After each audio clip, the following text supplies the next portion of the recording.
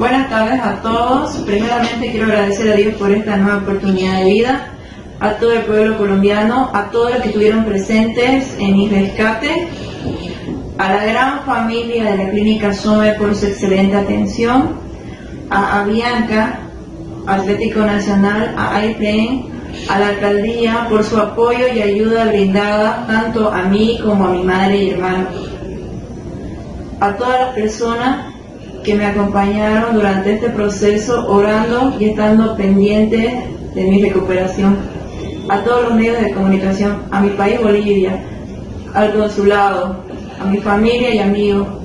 De todo corazón, muchísimas gracias. Ahora me voy feliz para mi país, pero la gente linda de Colombia siempre estará en mi corazón. Muchísimas gracias a todos, los quiero muchísimo y que Dios los bendiga.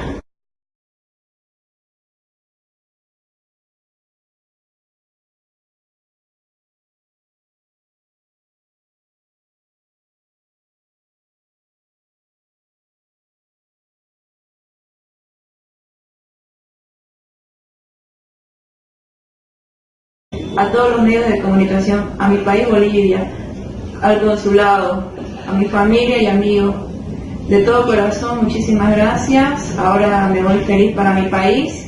A la familia de la Clínica SOME por su excelente atención, a Avion, Atlético Nacional, a Avion, a la alcaldía por su apoyo y ayuda brindada, pero la gente linda de Colombia siempre estará en mi corazón. Muchísimas gracias a todos.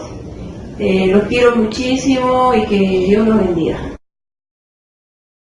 Tanto a mí como a mi madre y hermano, a todas las personas que me acompañaron durante este proceso, orando y estando pendientes de mi recuperación. Buenas tardes a todos. Primeramente quiero agradecer a Dios por esta nueva oportunidad de vida, a todo el pueblo colombiano, a todos los que estuvieron presentes en mi rescate, a la gran